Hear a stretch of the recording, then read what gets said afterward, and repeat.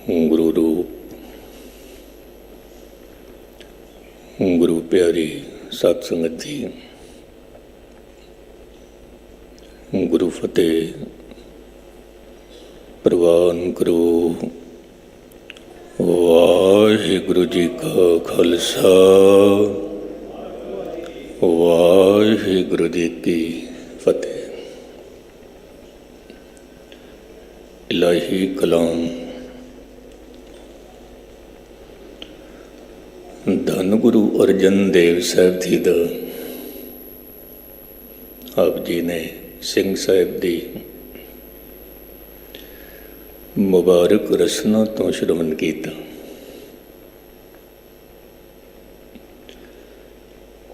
ਮੈਂ ਛੋਟੀ ਜੀ ਅਰਜ਼ ਕਰਦਾ ਹਾਂ ਕਿ ਕਈ ਵਾਰ ਕੁਝ ਵਿਚਾਰ ਐਸੇ ਚੱਲਦੇ ਹਨ ਜਿਹੜੇ ਬਹੁਤ ਡੂੰਘੇ ਹੁੰਦੇ ਨੇ, ਬਹੁਤ ਡੂੰਘੇ, ਤੇ ਕੁਝ ਕੁ ਸੰਗਤ ਕਹਿ ਦਿੰਦੀ ਹੈ ਗਿਆਨੀ ਜੀ ਸਮਝ ਵਿੱਚ ਨਹੀਂ ਆਈ ਕਥਾ, ਕਿਉਂਕਿ ਕਈ ਵਾਰ ਅਸੀਂ ਇਹ ਵੀ ਕਹਿੰਦੇ ਸੁਣਿਆ ਕਿ ਮਸ਼ਕੀਨ ਜੀ ਦੀ ਕਥਾ ਸਮਝ ਨਹੀਂ ਆਉਂਦੀ, ਲੇਕਿਨ ਜਦੋਂ ਜਿਵੇਂ ਜਿਵੇਂ ਸਾਡੀ ਅਵਸਥਾ ਬਣਦੀ ਗਈ ਗੱਲ ਪਕੜ ਵਿੱਚ ਆਉਂਦੀ ਗਈ। ਮੈਂ ਅਰਜ਼ ਕਰ ਰਿਹਾ ਸੀ, ਸਿੰਘ ਸਾਹਿਬ ਨੇ ਜੋ ਕੁਝ ਵਿਚਾਰ ਆਪਣੇ ਰੱਖੇ ਬਹੁਤ ਸੌਖੀ ਭਾਸ਼ਾ ਵਿੱਚ, ਸਰਲ ਭਾਸ਼ਾ ਵਿੱਚ, ਜਿਸ ਨੂੰ ਸਮਝਣ ਵਾਸਤੇ ਕੋਈ ਬਰੀਕ ਬੁੱਧੀ ਨਹੀਂ ਚਾਹੀਦੀ। ਸਰਲ ਬੋਲ, ਸੌਖੇ ਬੋਲ, ਲੰਗਰ ਕਿਸ ਤਰ੍ਹਾਂ ਦਾ ਹੋਵੇ, ਲੋੜਵੰਦਾਂ ਦੀ ਬਾਂਹ ਫੜਨੀ। ਮੈਨੂੰ ਇੱਕ ਛੋਟੀ ਜਿਹੀ ਗੱਲ ਯਾਦ ਆ ਗਈ, ਫਿਰ ਮੂਲ ਸ਼ਬਦ ਤੇ ਆਨਾ। ਧੰਨ ਬਾਬਾ ਨੰਦ ਸਿੰਘ ਮਹਾਰਾਜ ਨੂੰ ਕਿਸੇ ਨੇ ਸਵਾਲ ਕੀਤਾ, ਇਹ ਜੋ ਲਖਨਊ ਹੈ ਇਹਦਾ ਨਾਮ ਲਖਨਊ ਕਿਉਂ ਪਿਆ ਹੈ? ਮਹਾਂਪੁਰਸ਼ਾਂ ਦੀ ਆਪਣੀ ਮੌਜ ਸੀ, ਆਪਣੀ ਧੁਨ ਸੀ। ਆਪ ਜੀ ਕਹਿਣ ਲੱਗੇ ਕਿ ਕੋਈ ਵਕਤ ਸੀ ਇੱਥੇ ਲੱਖਾਂ ਦੀ ਗਿਣਤੀ ਦੇ ਵਿੱਚ ਨਾਈ ਰਹਿੰਦੇ ਸੀ,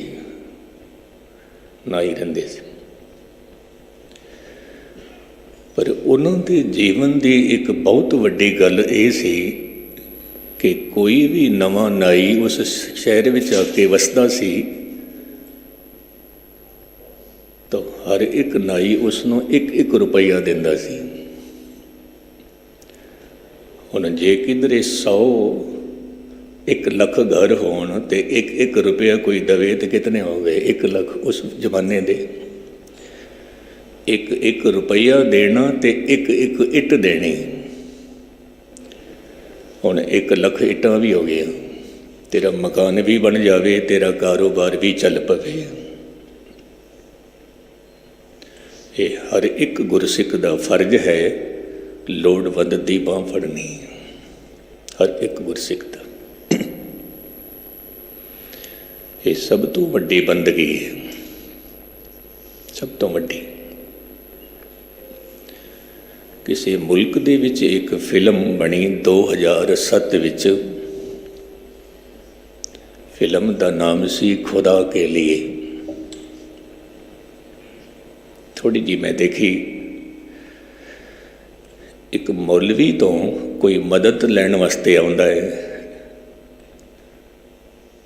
ਤੇ ਮੌਲਵੀ ਕੀ ਕਹਿੰਦਾ ਹੈ ਕਿ ਹੁਣ ਤਾਂ ਮੇਰੀ ਨਮਾਜ਼ ਦਾ ਵਕਤ ਹੋ ਗਿਆ ਹੈ, ਮੇਰੇ ਕੋਲ ਵਕਤ ਨਹੀਂ ਹੈ, ਮੈਂ ਤੇਰੇ ਨਾਲ ਗੱਲ ਕਰਾਂ, ਤੇਰੀ ਮਦਦ ਕਰਾਂ, ਮੇਰੇ ਕੋਲ ਵਕਤ ਨਹੀਂ ਹੈ। ਮਨੁੱਖ ਬੜਾ ਹੈਰਾਨ ਹੋ ਗਿਆ, ਕਹਿਣ ਲੱਗੇ ਮੌਲਵੀ ਸਾਹਿਬ ਜੇ ਕਿਧਰੇ ਗੁੱਸਾ ਨਾ ਕਰੋ ਤਾਂ ਮੈਂ ਇੱਕ ਗੱਲ ਆਖਾਂ। ਕਹਿਣ ਲੱਗੇ ਹਾਂਜੀ। ਕਹਿਣ ਲੱਗੇ ਤੁਸੀਂ ਕਸਰਤ ਹੀ ਤਾਂ ਕਰਨੀ ਹੈ, ਬਾਅਦ ਵਿੱਚ ਕਰ ਲੈਣਾ, ਪਰ ਥੋੜ੍ਹੀ ਜਿਹੀ ਮੇਰੀ ਮਦਦ ਕਰ ਦੇਵੋ। ਕਸਰਤ ਹੀ ਤਾਂ ਕਰਨੀ ਹੈ, ਤੁਸੀਂ ਬਾਅਦ ਵਿੱਚ ਕਰ ਲੈਣਾ। ਮੌਲਵੀ ਬੜਾ ਹੈਰਾਨ ਹੋਇਆ। ਹੈਰਾਨ ਹੋ ਕੇ ਕਹਿੰਦਾ ਹੈ, ਤੂੰ ਨਮਾਜ਼ ਨੂੰ ਕਸਰਤ ਕਹਿੰਦਾ ਪਿਆ ਹੈ? ਜਾਂ ਤਾਂ ਫਿਰ ਤੂੰ ਮੰਜ਼ਿਲੇ ਮਕਸੂਦ 'ਤੇ ਪਹੁੰਚਿਆ ਹੋਇਆ ਹੈ, ਜਾਂ ਫਿਰ ਤੈਨੂੰ ਨਮਾਜ਼ ਦੀ ਖਬਰ ਹੀ ਨਹੀਂ ਹੈ। ਜਾਂ ਤਾਂ ਤੂੰ ਪਹੁੰਚਿਆ ਹੋਇਆ ਹੈ, ਜਾਂ ਫਿਰ ਤੈਨੂੰ ਨਮਾਜ਼ ਦੀ ਖਬਰ ਹੀ ਨਹੀਂ। ਤੇ ਉਹ ਲੋੜਵੰਦ ਜੋ ਸੀ ਉਹ ਕੀ ਕਹਿੰਦਾ ਹੈ? ਕਹਿੰਦਾ ਜਦੋਂ ਮੈਂ ਖੁਦਾ ਦੇ ਦਰ 'ਤੇ ਜਾਵਾਂਗਾ, ਮੈਂ ਖੁਦਾ ਨੂੰ ਕਹਾਂਗਾ ਮੌਲਵੀ ਕੋਲ ਇਬਾਦਤ ਕਰਨ ਦਾ ਵਕਤ ਸੀ, ਪਰ ਕਿਸੇ ਮਜ਼ਲੂਮ ਦੀ ਬਾਂਹ ਫੜਨ ਦਾ ਵਕਤ ਨਹੀਂ ਸੀ ਇਹਦੇ ਕੋਲ। ਦੂਜੀ ਗੱਲ ਹੈ, ਇਹ ਜੋ ਨਮਾਜ਼ ਹੈ, ਜੇ ਦਿਲ ਦੇ ਵਿੱਚ ਨਹੀਂ ਵਸੀ ਤਾਂ ਫਿਰ ਕਸਰਤ ਤੋਂ ਸਿਵਾਏ ਕੁਛ ਵੀ ਨਹੀਂ ਹੈ, ਕੁਛ ਵੀ ਨਹੀਂ। ਹਕੀਕਤ ਹੈ, ਪੱਛਮ ਦੀ ਇੱਕ ਸੂਫੀ ਫਕੀਰਨ ਹੋਈ ਰਾਬਿਆ, ਜਦੋਂ ਉਹ ਕੁਰਾਨ ਦੀ ਤਲਾਵਤ ਕਰਦੀ ਸੀ, ਇਤਨੀ ਮਿੱਠੀ ਸੁਰੀਲੀ ਆਵਾਜ਼ ਵਿੱਚ ਲੋਕ ਖੜ ਜਾਂਦੇ ਸੀ।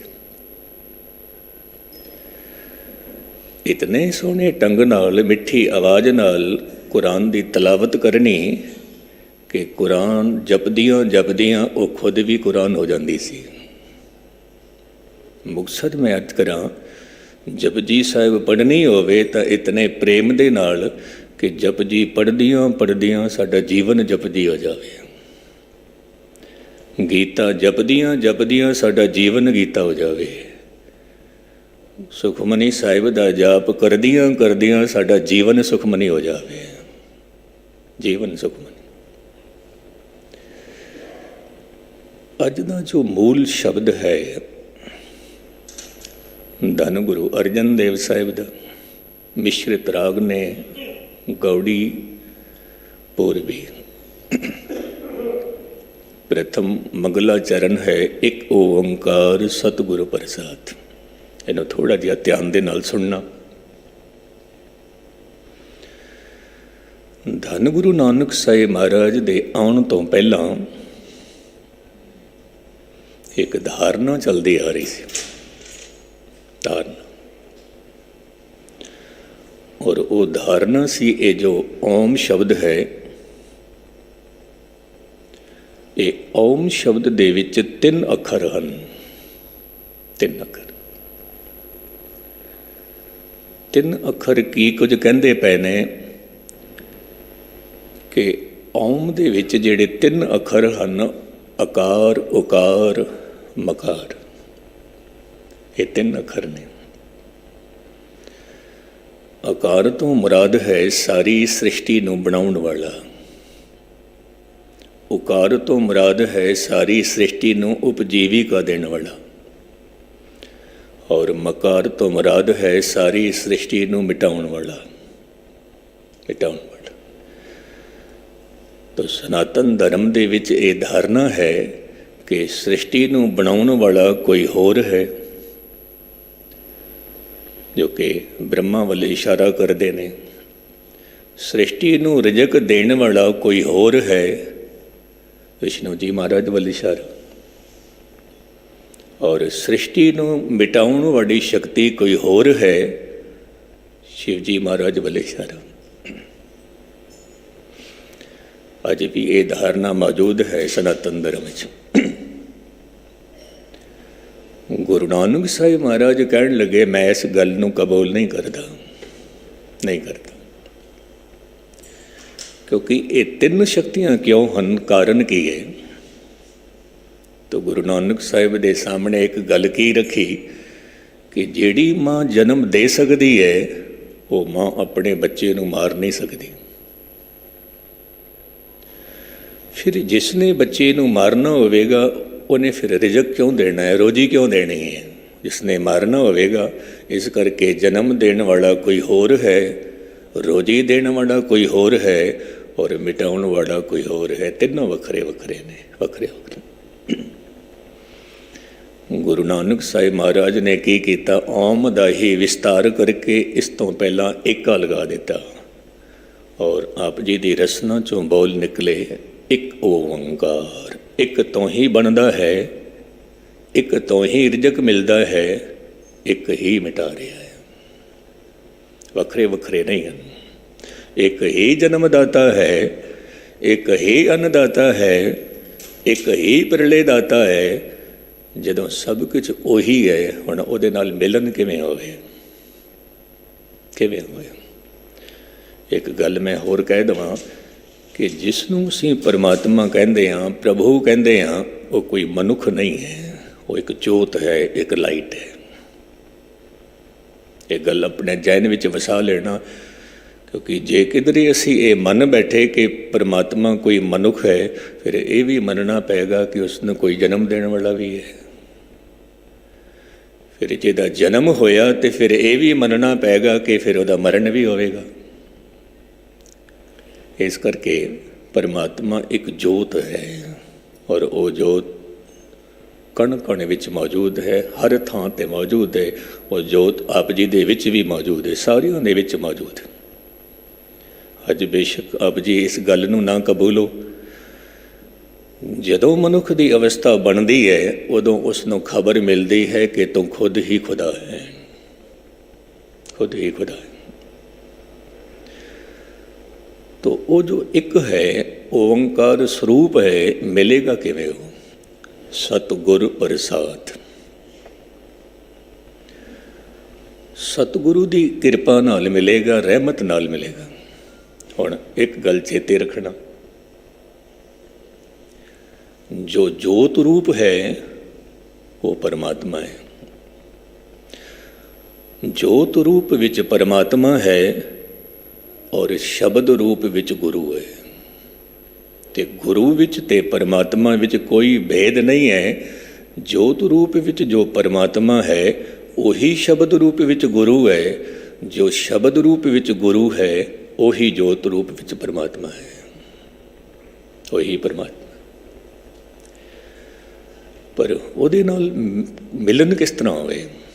ਕਹਿੰਦੇ ਨੇ ਗੁਰ ਪ੍ਰਸਾਦ। ਇਹ ਦੋ ਸ਼ਬਦ ਥੋੜ੍ਹੇ ਜਿਹੇ ਸਮਝ ਲੈਣਾ, ਪ੍ਰਸਾਦ ਔਰ ਪ੍ਰਿਆਸ। ਇਹ ਦੋ ਸ਼ਬਦ, ਪ੍ਰਸਾਦ ਕਹਿੰਦੇ ਨੇ ਕਿਰਪਾ ਨੂੰ। ਧਨ ਇਕੱਠਾ ਹੋ ਸਕਦਾ ਹੈ ਪ੍ਰਿਆਸ ਨਾਲ, ਲੇਕਿਨ ਜੀਵਨ ਦੇ ਵਿੱਚ ਧਰਮ ਪੈਦਾ ਹੋ ਸਕਦਾ ਹੈ ਪ੍ਰਸਾਦ ਨਾਲ, ਕਿਰਪਾ ਨਾਲ। ਬਹੁਤ ਸੁੰਦਰ ਮਕਾਨ ਬਣ ਸਕਦਾ ਹੈ ਪ੍ਰਿਆਸ ਨਾਲ, ਲੇਕਿਨ ਜੀਵਨ ਦੇ ਵਿੱਚ ਮੰਦਰ ਬਣ ਜਾਵੇ ਪ੍ਰਸਾਦ ਦੇ ਨਾਲ, ਕਿਰਪਾ ਦੇ ਨਾਲ। ਬਹੁਤ ਸਾਰੇ ਪਦਾਰਥ ਇਕੱਠੇ ਹੋ ਸਕਦੇ ਨੇ ਪ੍ਰਿਆਸ ਨਾਲ, ਲੇਕਿਨ ਪਰਮਾਤਮਾ ਦੇ ਨਾਲ ਮਿਲਨ ਹੁੰਦਾ ਹੈ ਪ੍ਰਸਾਦ ਨਾਲ, ਕਿਰਪਾ ਨਾਲ। ਇਸ ਕਰਕੇ ਗੁਰੂ ਨਾਨਕ ਸਾਹਿਬ ਮਹਾਰਾਜ ਕਹਿੰਦੇ ਨੇ ਉਹ ਪ੍ਰਸਾਦ ਨਾਲ ਮਿਲਦਾ, ਕਿਰਪਾ ਦੇ ਨਾਲ। ਹੁਣ ਅਸੀਂ ਕੀ ਕੁਝ ਕਰੀਏ ਕਿ ਸਾਡੇ 'ਤੇ ਰਹਿਮਤ ਹੋ ਜਾਵੇ, ਕਿਰਪਾ ਹੋ ਜਾਵੇ? ਕੀ ਕਰੀਏ ਅਸੀਂ? ਬਸ ਉਹਦੀ ਉਕਤੀ ਜੁਗਤੀ ਗੁਰੂ ਅਰਜਨ ਦੇਵ ਸਾਹਿਬ ਦੱਸ ਰਹੇ ਨੇ। ਇੱਕ ਛੋਟਾ ਜਿਹਾ ਮੈਂ ਉਦਾਹਰਨ ਸਮਝੋ, ਉਥਾਨ ਕਾ ਸਮਝੋ, ਆਪ ਜੀ ਦੇ ਮੈਂ ਸਾਹਮਣੇ ਰੱਖਾਂ। ਇੱਕ ਬੱਚੀ ਆਪਣੀ ਮਾਂ ਨੂੰ ਕਹਿੰਦੀ ਹੈ, ਐ ਮਾਂ, ਮੇਰੇ ਕੋਲ ਨਾ ਕੋਈ ਰੂਪ ਹੈ, ਨਾ ਮੇਰੇ ਕੋਲ ਕੋਈ ਰੰਗ ਹੈ, ਨਾ ਮੇਰੇ ਕੋਲ ਕੋਈ ਢੰਗ ਹੈ। ਮੈਨੂੰ ਕੋਈ ਐਸੀ ਜੁਗਤੀ ਦੱਸ, ਮੈਨੂੰ ਪਤੀ ਦਾ ਪਿਆਰ ਨਸੀਬ ਹੋਵੇ। ਬੱਚੀ ਪੁੱਛਦੀ ਹੈ ਮਾਂ ਨੂੰ, ਐ ਮਾਂ, ਮੈਨੂੰ ਕੋਈ ਜੁਗਤੀ ਦੱਸ, ਪਤੀ ਨਾਲ ਮੇਰੀ ਪ੍ਰੀਤ ਬਣੇ, ਮੁਹੱਬਤ ਬਣੇ। ਸ਼ਬਦ ਦੇ ਬੋਲ ਹਨ, ਕਵਨ ਗੁਣ ਪ੍ਰਾਨ ਪਤ ਮਿਲੋ ਮੇਰੀ ਮਾਈ। ਐ ਮਾਂ, ਕਿੰਨਾ ਗੁਣਾਂ ਦੇ ਨਾਲ ਮੈਂ ਪ੍ਰਾਨਪਤੀ ਨੂੰ ਮਿਲ ਸਕਾਂ, ਕਿੰਨਾ ਗੁਣਾਂ ਨਾਲ। ਤਾਂ ਮੈਂ ਅਰਜ਼ ਕਰਾਂ, ਜੇ ਬਹੁਤ ਗਹਿਰਾਈ ਨਾਲ ਵਿਚਾਰ ਕੀਤੀ ਜਾਵੇ ਤਾਂ ਪਰਮਾਤਮਾ ਹੈ ਹੀ ਗੁਣਾਂ ਦਾ ਸਾਗਰ। ਔਰ ਜੇਕਰ ਮੈਂ ਇਸ ਤਰ੍ਹਾਂ ਕਹਿ ਦੇਵਾਂ, ਗੁਣ ਹੀ ਪਰਮਾਤਮਾ ਹੈ, ਗੁਣ ਹੀ। ਦਇਆ ਕੀ ਹੈ? ਗੁਣ ਹੈ। ਧਰਮ ਕੀ ਹੈ? ਗੁਣ ਹੈ। ਪ੍ਰੇਮ ਕੀ ਹੈ? ਗੁਣ ਹੈ। ਔਰ ਉਹ ਆਪ ਪਰਿਪੂਰਨ ਪਰਮਾਤਮਾ जत्र तत्र दिशा विशा होए फैलियो अनुराग। प्रेम, प्रेम गुण है। प्रेम अपने आप दे विच ही एक अवस्था है। तो गुणां दे सागर नूं मिलना होए तो गुण इकट्ठे करने पैणगे। गुण इकट्ठे। हुण एक आलम कहता है, हम तमाम धरती को गुलशन तो बना नहीं सकते, बस जहाँ से गुजरते हैं खार ही चुन लेते हैं। असी तुरी जा रहे हाँ, राह दे विच पत्थर दा टुकड़ा पिया है, कंडा पिया है, कहता मैं उन्हों ही उठा के एक पासे रख देना। ये भी बंदगी है, ये भी भगती है। बुलेशा एक गल कहता सी, कहता सी मौलवी दे हथ विच तस्बीह सी, माला सी। बुलेशा उसनूं देख के कहता है, मौलवी जी, खान जी एक गल दस मैनू। मौलवी कहता है, हाँ जी दसो महाराज, की कहना चाहते हो? बुलेशा कहन लगे कि किसी रोते को हंसाया है तो 10 खां, किसी रोंदे होए नूं तू हंसाया नहीं। रोंदे नूं हंसाया है तो 10 खां, किसी भुखे नूं रजाया है तो 10 खां। नहीं, भुखे नूं नहीं रजाया। और गुस्ताखी माफ़, ये भी गल मैनू कहन देना, गुरपुरबां ते ਵੱਖ-ਵੱਖ किस्म का लंगर बना के असीं आप ही खा जाते हैं, खुद ही खा जाते हैं। और एक गल मैनू कहन देना, गुस्ताखी माफ़, क्योंकि मैं आप महसूस किया, नोट किया, लंगर वंडण तो पहला ही जिहड़े सेवा करने वाले होंदे ने पहले ही बाल्टियां भर लेंदे ने, खीर दी बाल्टी, सब्जी दी बाल्टी, पता नहीं बाद विच बचे कि ना बचे, पहले ही भर लेंदे ने अपने वास्ते। माफ़ी मंगना, कहते ने नहीं, ये लंगर तो उन्होंने वास्ते ने जिहड़े लोड़वंद ने, लोड़वंद ने। किसी भुखे नूं रजाया है तो 10 खां, किसी रोंदे नूं हसाया है तो 10 खां, किसी दे राह च रोड़े नूं हटाया है तो 10 खां, किसी जख्मी दा फट नहीं सीता, एवें फेरियां तस्बीहां कख नहीं कीता, उत्थे अमलों ते होणगे निवेड़े, किसी ने तेरी जात पुछनी है। अमल, करम, करम प्रधान। तो धन गुरु अर्जन देव साहिब महाराज कहते ने, तू गुण इकट्ठे कर, कवन गुण प्राण पत मिलो मेरी माई। एक तड़फन पैदा हुई, एक प्यास पैदा हुई। अक्सर आप जी देखते हो कि बच्चे का जन्म होया, वो प्यास जमांदरू लैके आया। बच्चे का जन्म होया, भुख जमांदरू लैके आया।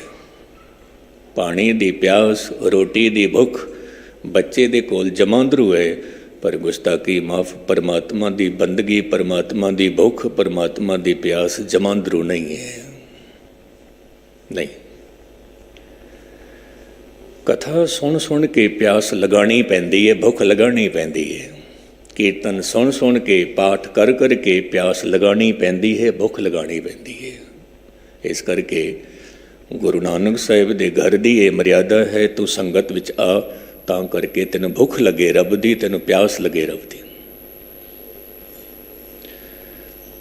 दूजी गल है, संगत विच बैठना, जितनी देर भी बैठना, जिथे तू तन करके बैठा है उत्थे मन करके भी बैठना। मन करके एक छोटा जिहा ख्याल मैं आप जी के सामने रखा। यहूदी धर्म की एक गल है। यहूदी धर्म का एक संत कहता है कि परमात्मा बहुत ताकतवर है, मनुख कमज़ोर है। जदों भी मिलन होंदा है, परमात्मा खुद चल के आंदा है मनुख दे कोल। मनुख नहीं जा सकता परमात्मा कोल, क्योंकि मनुख कमज़ोर है। खुद खुदा आंदा है। ਧਿਆਨ ਦੇ ਨਾਲ ਸੁਣਨਾ। ਜਦੋਂ ਇਤਨੀ ਗੱਲ ਆਖੀ ਕਿ ਖੁਦ ਖੁਦਾ ਆਉਂਦਾ ਹੈ ਤਾਂ ਯਹੂਦੀਆਂ ਨੇ ਇੱਕ ਆਵਾਜ਼ ਉਠਾਈ, ਕਹਿਣ ਲੱਗੇ ਜਦੋਂ ਉਹ ਖੁਦਾ ਖੁਦ ਹੀ ਆਉਂਦਾ ਹੈ ਤੇ ਫਿਰ ਅਸੀਂ ਕਿਤਨੇ ਸਾਲਾਂ ਤੋਂ ਲੱਗੇ ਹੋਏ ਹਾਂ ਭਗਤੀ ਦੇ ਵਿੱਚ, ਗੱਲ ਕਿਉਂ ਨਹੀਂ ਬਣਦੀ ਫਿਰ ਸਾਡੀ? ਜੇ ਖੁਦਾ ਖੁਦ ਹੀ ਆਉਂਦਾ ਹੈ ਤਾਂ ਗੱਲ ਕਿਉਂ ਨਹੀਂ ਬਣਦੀ? ਉਸ ਯਹੂਦੀ ਸੰਤ ਨੇ ਬਹੁਤ ਪਿਆਰੀ ਗੱਲ ਆਖੀ, ਬਹੁਤ ਪਿਆਰੀ ਗੱਲ ਆਖੀ। ਕਹਿਣ ਲੱਗੇ ਉਹ ਜਦੋਂ ਮਿਲਣ ਵਾਸਤੇ ਆਉਂਦਾ ਹੈ ਆਪ ਜੀ ਦੇ ਨਾਲ, ਤੁਸੀਂ ਉੱਥੇ ਹੁੰਦੇ ਹੀ ਨਹੀਂ, ਤੁਸੀਂ ਉੱਥੇ ਹੁੰਦੇ ਹੀ ਨਹੀਂ। ਹਕੀਕਤ ਹੈ, ਤਨ ਕਰਕੇ ਬੇਸ਼ੱਕ ਬੈਠੇ ਹੁੰਦੇ ਹਾਂ, ਮਨ ਕਰਕੇ ਅਸੀਂ ਹੁੰਦੇ ਹੀ ਨਹੀਂ, ਉੱਥੇ ਹੁੰਦੇ ਹੀ ਨਹੀਂ। ਮਨ ਕਰਕੇ ਕੋਈ ਰਸੋਈ ਵਿੱਚ ਬੈਠਾ ਹੈ, ਮਨ ਕਰਕੇ ਕੋਈ ਘਰ ਵਿੱਚ ਬੈਠਾ ਹੈ, ਮਨ ਕਰਕੇ ਕੋਈ ਦੁਕਾਨ ਵਿੱਚ ਬੈਠਾ ਹੈ, ਮਨ ਕਰਕੇ ਕੋਈ ਬਾਜ਼ਾਰ ਵਿੱਚ ਬੈਠਾ ਹੈ, ਤਨ ਕਰਕੇ ਗੁਰਦੁਆਰੇ ਬੈਠੇ। ਤੋ ਧੰਨ ਗੁਰੂ ਅਰਜਨ ਦੇਵ ਸਾਹਿਬ ਮਹਾਰਾਜ ਕਹਿੰਦੇ ਨੇ, ਰੂਪਹੀਨ ਬੁੱਧ ਬਲਹੀਨੀ ਮੋਹੇ ਪਰਦੇਸਨ ਦੂਰ ਤੇ ਆਈ। ਹੈ ਪ੍ਰਭੂ, ਨਾ ਮੇਰੇ ਕੋਲ ਕੋਈ ਭਗਤੀ ਕਰਕੇ ਕੋਈ ਰੂਪ ਹੈ, ਨਾ ਮੇਰੇ ਕੋਲ ਚੰਗੀ ਬੁੱਧੀ ਹੈ, ਔਰ ਨਾ ਹੀ ਮੇਰੇ ਕੋਲ ਕੋਈ ਤਾਕਤ ਹੈ ਨਾਮ ਦੀ। ਇੱਥੇ ਮੈਂ ਇੱਕ ਛੋਟੀ ਜਿਹੀ ਅਰਜ਼ ਕਰਾਂ। ਸਾਡੀ ਜਿਹੜੀ ਬੁੱਧੀ ਹੈ, ਆਚਾਰੀਏ ਰਜਨੀਸ਼ ਨੇ ਇੱਕ ਗੱਲ ਆਖੀ ਸੀ, ਇੱਕ ਓਂਕਾਰ ਸਤਨਾਮ ਦੀ, ਜਦੋਂ ਆਪ ਜੀ ਨੇ ਕਥਾ ਕੀਤੀ ਜਪ ਬਾਣੀ ਦੀ,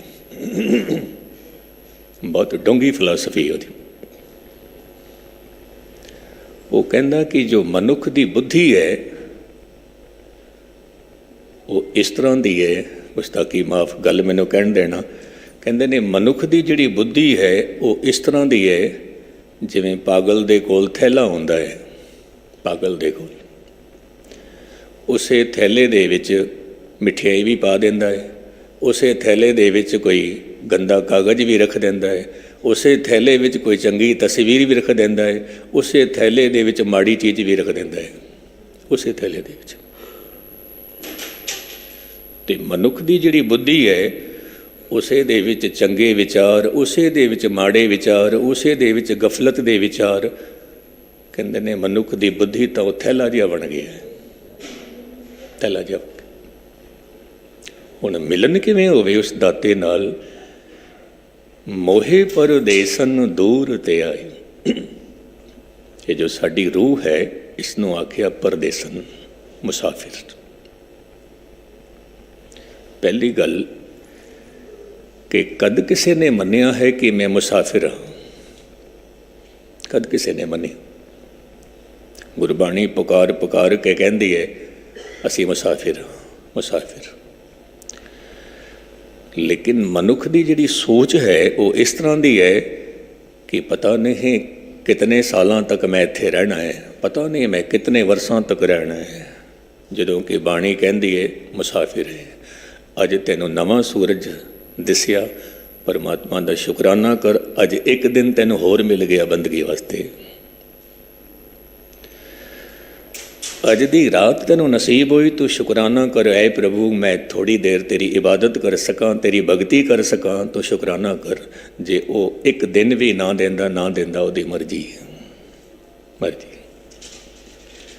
ਤੋ ਪਹਿਲੀ ਗੱਲ ਤਾਂ ਇਹ ਚੇਤੇ ਰੱਖਣਾ ਕਿ ਅਸੀਂ ਸਾਰੇ ਮੁਸਾਫਿਰ ਹਾਂ, ਮੁਸਾਫਿਰ। एक आलम कहता है जीवन का सफ़र भी कितना अजीब है,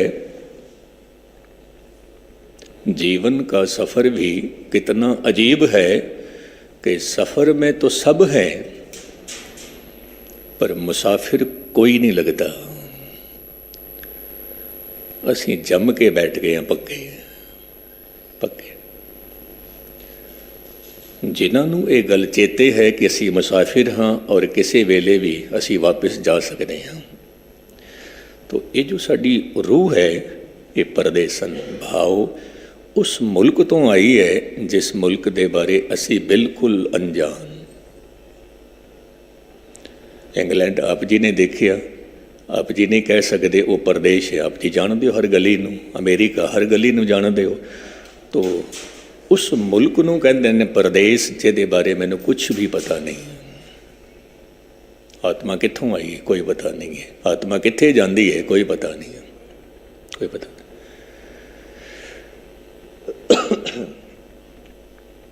इत्थे मैनूं एक छोटी जी गल चेते आ गई। जिबरान होया एक बहुत प्यारी गाथा जिबरान दी, आप जी दे मैं सामने रखा। जिबरान एक झोपड़ी विच बैठा होया है, जिहदे दो दरवाजे ने, एक दरवाजा पूरब वल, दूजा दरवाजा पश्चिम वल। संगत भी बैठी हुई है, दीवा जग रहा है। संगत कहती है जिबरान नूं, कोई रब की गल सुनाओ। जिबरान कहता है ठीक है। हले गल आरंभ ही करता है, शुरुआत ही करता है। रात का वक्त है तो बाहरों एक पंछी आता है और झोंपड़ी विच फड़फड़ांदा है तो दूजे दरवाजे तो निकल जाता है, निकल जाता है। जिबरान खामोश हो गया तो कहन लगे, संगतां नूं कहन लगे, कुछ देखिया? हाँ महाराज देखिया। की देखिया? संगत कहन लगी, महाराज अंधकार तो एक पंछी आया, प्रकाश विच फड़फड़ाया, फिर अंधकार विच निकल गया, निकल गया। जिबरान कहता है पंछी का नाम की सी? किसी ने नाम दसिया, किसी ने नहीं दसिया। कहन लगे मेरी निगाह नहीं गई सी पंछी को किस तरह का सी, पर मैं देखिया जरूर। जिबरान कहता है कि साडा जो शरीर है एक झोंपड़ी है, और इस झोंपड़ी दे विच जो जिंद जान है फड़फड़ा रही है, ये पता नहीं कित्थों आई है, किसी नूं भी पता नहीं है। और साडे शरीर तो ये जिंद जान निकल के फिर कित्थे जाएगी, किसी नूं भी पता नहीं है। लेकिन जदों तक ये जिंद आत्मा साडे शरीर विच फड़फड़ा रही है, उदों तक इसनूं देख लवो, इसनूं समझ लवो ये की है। बस इतनी जी गल है। जिस दिन समझ आ गई उस दिन आप जी की रसना चों भी बोल निकलणगे, कहो कबीर ए राम की अंश। तुसीं खुद ही खुदा हो। उत्थे तक पहुँचण वास्ते एक गल कबूल करनी पैगी, किहड़ी? नाहिन दरब न जौवन माती, मोहे अनाथ की करो समाई। ऐ प्रभु, ऐ खुदा, ऐ परवदगार, ना तो मेरे कोल नाम रूपी धन है, नहीं, और ना ही मेरे कोल नाम जप जप के जो खिड़ाओ पैदा होता है, जो जवानी आती है, कहते ने मेरे कोल वो भी नहीं है। मैं अनाथ, मेरे कोई साथी नहीं है, कोई साथी। जदों मनुख कह दिंदा है मैं अनाथ हाँ, कहते ने गल उदों बनती है जदों मनुख नूं रोग लगता है। तो सब तो पहला की करता है? आप जी का भी अनुभव है, मेरा भी अनुभव है। जदों मनुख नूं रोग लगता है तो सोचता है होम्योपैथिक की दवाई लवां, होम्योपैथिक। गल नहीं बनी उहदे नाल, फिर आयुर्वेद, उहदे नाल भी गल नहीं बनी, फिर नैचुरोपैथी, उहदे नाल भी गल नहीं बनी, फिर एलोपैथी, उहदे नाल भी गल नहीं बनी। फिर मनुख की करता है, फिर कहता है ऐ परवदगार हुण तू ही कृपा कर, हुण तू ही रहमत कर। जदों सारियां पैथियां खत्म हो गई, फिर रब नूं कहता तू कृपा कर। पहला ही रब नूं कह देंदा बादशाह मेरे ते रहमत कर, मेरे ते कृपा कर। पहला ही ਉਹਦੇ चरणों में अरदास करके चल कि ऐ प्रभु मैं अनाथ हाँ। लेकिन मनुख ने की किया? धन नूं ही अपना मालिक बना लिया, नाथ बना लिया। मनुख कित्थे कहता है मैं अनाथ हाँ? कित्थे कहता है? मैं कल ही जिक्र कर रहा सी, सुकरात एक थां ते बैठा सी, तो यूनान का एक धनपति सुकरात को लाया। सुकरात ने उस मनुख नूं कोई तवज्जो नहीं दी, कोई ध्यान नहीं दिता। इस धनपति नूं बड़ा गुस्सा आया, क्रोध आया, तो सुकरात नूं कहंदा है, सुकरात तैनूं पता नहीं है मैं कौन हाँ? सुकरात हंस पिया, कहन लगे वैसे तो मैं तेरे नाल गल नहीं करनी सी, लेकिन मैं हुण जरूर गल करांगा तेरे नाल। दस कौन है तू? कौन है? कहन लगे मैं अपने इलाके का धनपति हाँ। कहन लगे धन नूं एक पासे रख दे, फिर कौन है तू? महाराज मैं धन नूं एक पासे रख देवां तो फिर मैं कुछ भी नहीं हाँ, कुछ भी नहीं है। तो सुकरात कहता है जदों तैनूं खुद नूं खबर नहीं है तू कौन है, तू दूजियां नूं क्यों कहता है कि आप जी नूं पता नहीं मैं कौन हाँ? और कदी कदाई ये गुनाह असी भी कर बैठते हैं, दूजे नूं कह देने तैनूं पता नहीं मैं कौन हाँ, जदों कि खुद नूं भी खबर नहीं सानूं असी कौन हाँ। धन करके धनी है, जे धन ना होवे फिर कौन है? रुतबा करके तेरी शौहरत है, तेरा रुतबा ना होवे फिर कौन है तू? शरीर करके तू स्त्री पुरुष है, जे शरीर ना होवे फिर तू कौन है? इसनों कहते ने अपने निज स्वरूप नूं समझ लेना कि मैं कौन, जो मेरे जन्म तो पहला भी मैं सी, मरण तो बाद भी मैं होवांगा, उत्थे तक पहुँचना है। खोजत खोजत भाई बैरागन, कहते ने खोज करदियां मैं बैरागन हो गई। खोज करदियां प्रभ दर्शन को हों फिरत तिसाई, मैंने प्यास लगी है। इत्थे मैं एक छोटी जी गल कह देवां, तिसाई ब्रज भाषा का अल्फाज है, प्यास। कहते ने एक वड्डे दी प्यास होवे, परमात्मा दी प्यास होवे, एक छोटी दी प्यास होवे। ध्यान दे नाल सुनना, एक छोटा जिहा उदाहरण है। एक वड्डे दी प्यास होवे, एक छोटे दी प्यास होवे। वड्डे तो भाव परमात्मा और छोटे तो भाव मनुख। एक तरफ मनुख नूं मिलण दी प्यास है, दूजे तरफ परमात्मा नूं मिलण दी प्यास है। कहण लगे जे छोटा मनुख मिल भी जावे तो उहदे नाल की होवेगा, और परमात्मा जो है उहदी वड्डे दी आस है। कहते ने जे वो वड्डा ना भी मिले तो उहदी प्यास ही बहुत कुछ दे जाती है, प्यास ही बहुत कुछ दे जाती है। वड्डे दी प्यास भी बहुत वड्डी है।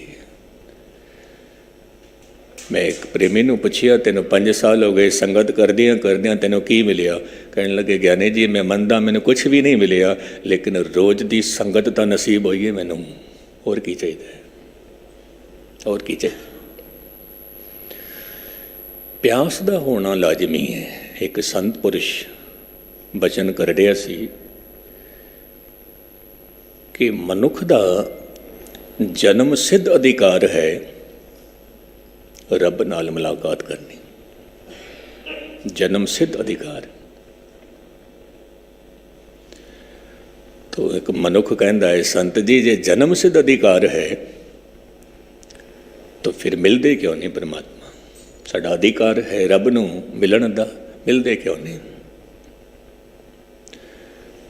तो उस संत ने कहा कि मैं इतना ही किया कि हर एक मनुख का जन्म सिद्ध अधिकार है रब नूं मिलण दा, मैं ये नहीं किया कि हर एक मनुख दे कोल रब दी प्यास भी होवे। नहीं, प्यास होनी लाजमी है। प्यास लग जावे मिलन जरूर होता है। फिर प्यास दे नाल नाल आस भी रखनी है। नहीं तो कई बार मनुख उन्होंने देखता है कि जो इस दुनिया में धार्मिक दुनिया में सफल नहीं होए, तो मनुख कह बैठता है उन्होंने की मिलिया जो मैनू मिलेगा। नहीं, आस भी चाहिए। कबीर नूं मिलिया मैनू भी मिलेगा, फरीद नूं मिलिया मैनू भी मिलेगा, मीरा बाई नूं मिलिया मैनू भी मिलेगा, मैनू भी मिलेगा। ये उहदा बिरद है बहुत वड्डा, बहुत वड्डा। एक छोटा जिहा उदाहरण ਗੁਰੂ ਨਾਨਕ ਸਾਹਿਬ ਮਹਾਰਾਜ ਭਾਈ ਲਾਲੋ ਦੇ ਘਰ ਦਾ ਬੂਹਾ ਖੜਕਾਉਂਦੇ ਪਏ ਨੇ। ਤੇ ਤਸਵੀਰ ਨੂੰ ਧਿਆਨ ਦੇ ਨਾਲ ਸੁਣਨਾ। ਭਾਈ ਲਾਲੋ ਦੇ ਘਰ ਦਾ ਬੂਹਾ ਖੜਕਾਉਣ ਵਾਲਾ ਕੌਣ ਹੈ? ਗੁਰੂ ਨਾਨਕ।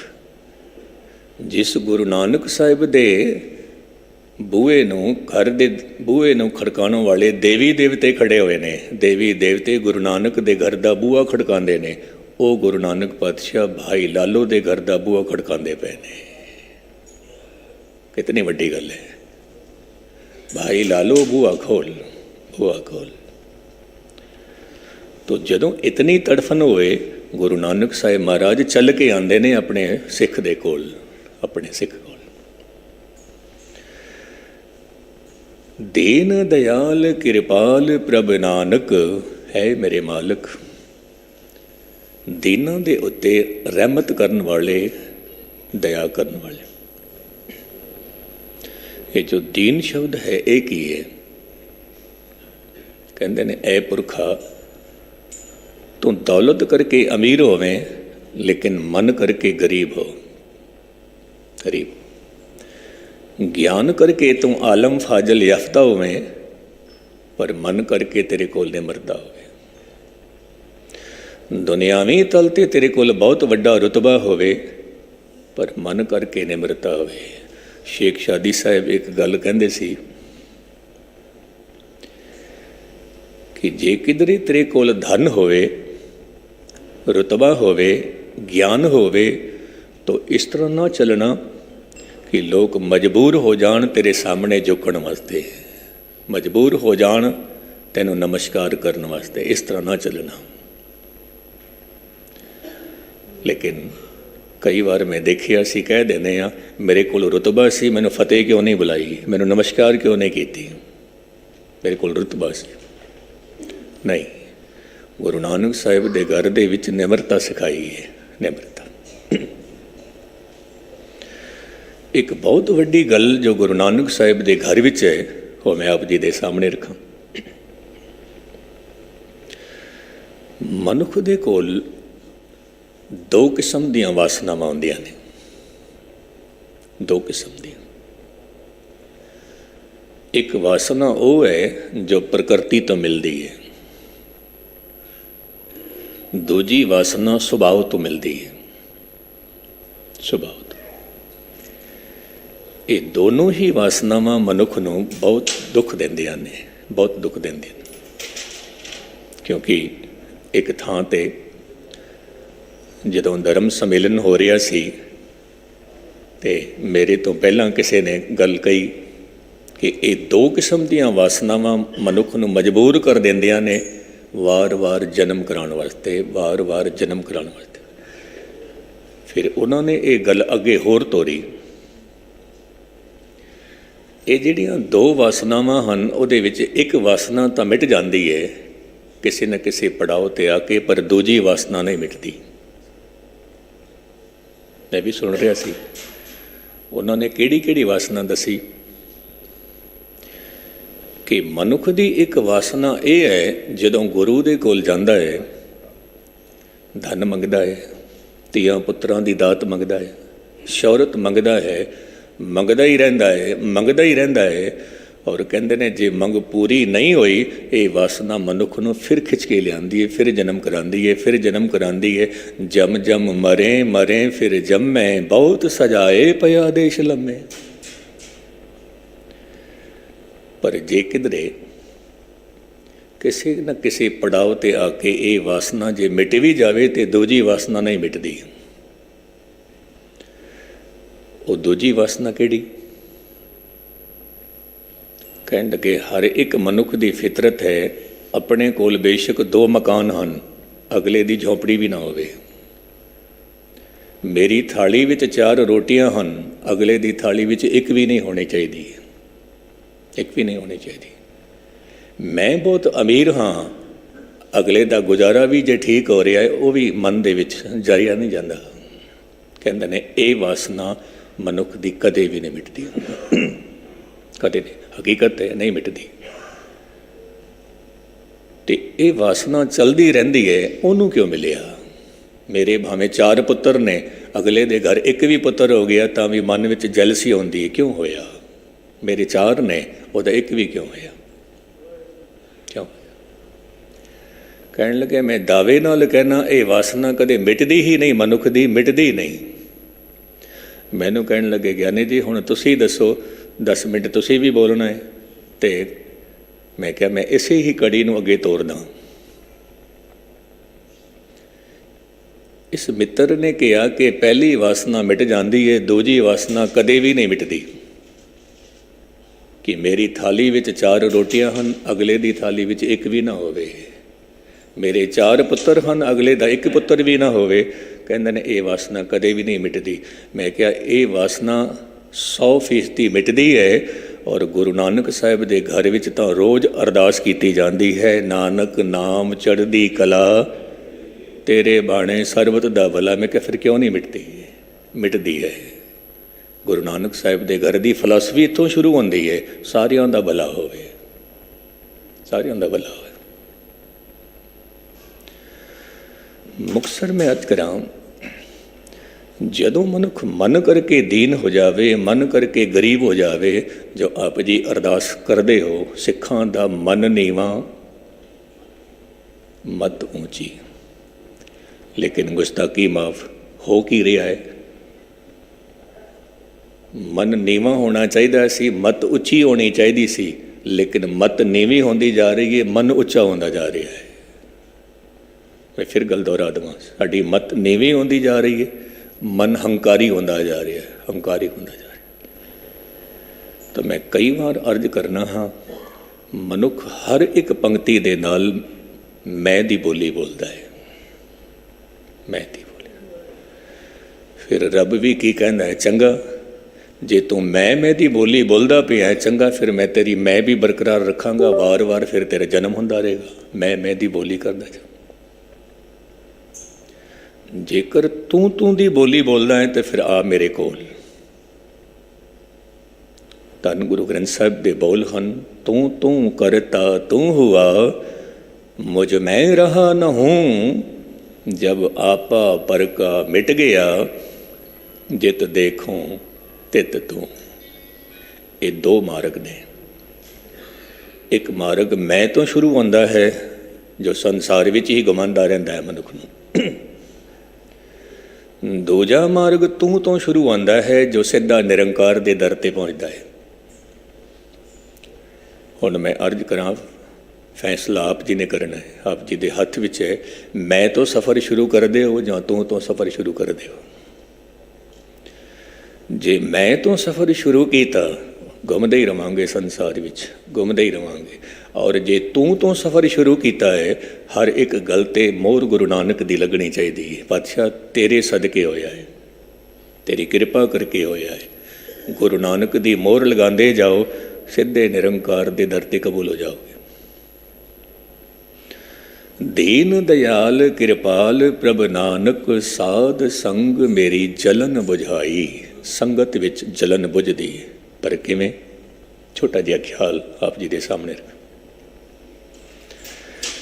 ਸਾਲਸ ਰਾਏ ਜੌਰੀ ਹੈ,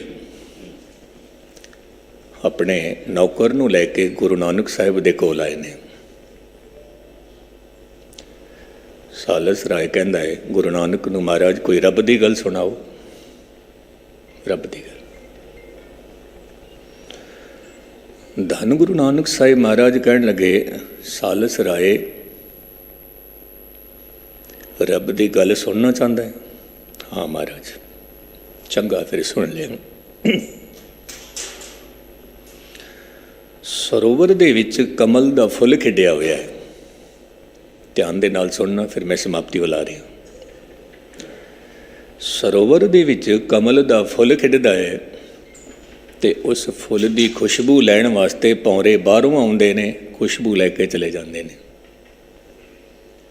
ਸਰੋਵਰ ਦੇ ਵਿੱਚ ਹੀ ਮੈਂਡਕ ਵਸਦੇ ਨੇ, ਡੱਡੂ ਵਸਦੇ ਨੇ, ਉਹ ਕੀਚੜ ਖਾ ਕੇ ਗੁਜ਼ਾਰਾ ਕਰਦੇ ਨੇ। ਉਹਨਾਂ ਨੂੰ ਫੁੱਲ ਦੀ ਸਮਝ ਨਹੀਂ ਆਉਂਦੀ, ਫੁੱਲ ਦੀ ਸਮਝ ਨਹੀਂ। ਰਹਿੰਦੇ ਉੱਥੇ ਹੀ ਨੇ ਜਿੱਥੇ ਫੁੱਲ ਖਿੜਿਆ ਹੋਇਆ ਹੈ, ਪਰ ਕੀਚੜ ਖਾ ਕੇ ਗੁਜ਼ਾਰਾ ਕਰਦੇ ਨੇ।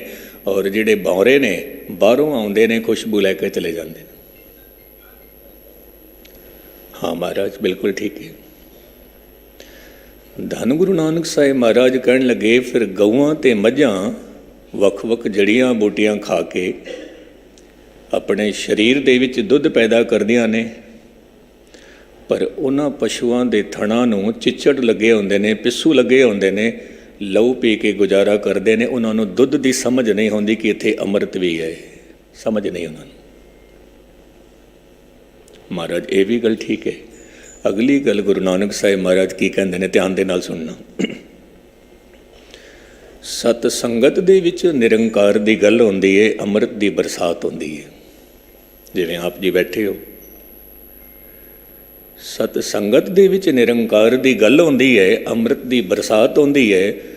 पर जिन्हां दे कोल निमरता होंदी है वो अमृत नूं लैके जांदे ने, जिन्हां कोल हंकार होंदा है वो खाली दे खाली चले जांदे ने, खाली दे खाली। इतनी गल कहण दी देरी से सालस राय दा नौकर गुरु नानक साहिब दे चरनां ते डिग पिया, कहण लगे महाराज बख्श लो, बख्श लो। गुरु नानक साहिब कहन लगे पुरखा निहाल निहाल निहाल। सालस राय देख रहा है कि मेरा नौकर गुरु नानक साहिब तो खुशियां लै गया, मैं बैठा होया। तो सालस राय कहता है महाराज मेरे ते भी कृपा कर दो जिवें मेरे नौकर ते कृपा की। गुरु नानक साहिब कहन लगे सालस राय जी अज तां निरंकार दी रहमत तेरा नौकर लै गया है, पहला हुण जेकर तैनूं भी दात चाहिदी है तां तूं नौकर नूं मत्था टेक ते नौकर तो दात लै ले। ध्यान देना कितनी वड्डी गल है। हुण एक मालिक नौकर नूं किवें मत्था टेकेगा। मैं कई बार अर्ज करना हाँ, आप जी दे कोल धन बहुता हो सकता है, पर आप जी दे घर दा नौकर हो सकता है बंदगी विच आप जी तो अगे होवे, अगे होवे। आप जी दी रसोई बहुत सुंदर हो सकती है, पर आप जी दे घर कम करन वाली माई उहदे कोल भगती आप जी तो ज़्यादा हो सकती है, उहदा भी सत्कार करिया करो। ये हकीकत है। अज नौकर ले गया। गुरु नानक साहिब महाराज कहन लगे सालस राय जे तैनूं दात चाहिदी है नौकर नूं मत्था टेक दे। हुण सालस राय की कहंदा है हथ बन के कहंदा है महाराज आप जी कहंदे हो नौकर नूं मत्था टेको, जे अज आप ये भी कह देंदे कि नौकर दे घर दे कुत्ते नूं मत्था टेक दो, मैं उत्थे भी मत्था टेक देना सी, अज उत्थे भी मत्था टेक देना सी, क्योंकि मैनूं प्यास है नाम दी। गुरु नानक साहिब महाराज कहन लगे सालस राय तू भी निहाल निहाल निहाल संगत करिया कर। सालस राय ने अपने घर नूं ही मंदिर बना छड्डिया। और आप जी की जानकारी वास्ते मैं अर्ज करा, उसे अस्थान दे विच, उसे बंगले दे विच, उसे हवेली दे विच पटना साहिब धन गुरु गोबिंद सिंह महाराज का प्रकाश होया सी, उसे हवेली दे विच। तो धन गुरु अर्जन देव साहिब महाराज कहंदे ने महाराज मेरे ते रहमत कर, दीन दयाल कृपाल प्रभ नानक साध संग मेरी जलन बुझाई। ये जो मनुख दे अंदर द्वैत है यही जलन है, मैनू मिलिया दूजे नू ना मिले, द्वैत है। The other is hell. कहते हैं जिस मनुख दे कोल द्वैत है बस यही नरक है, होर किसी नरक की लोड़ ही नहीं है, वो नरक विच ही सड़दा पिया है। तो जिवें जिवें संगत करांगे गुरु साहिब की रहमत दे पात्र होवांगे। बहुत बहुत धन्यवाद आप जी का सारियां दा। एक मन एक चित्त होके आप जी ने गुरु की कथा श्रवण की।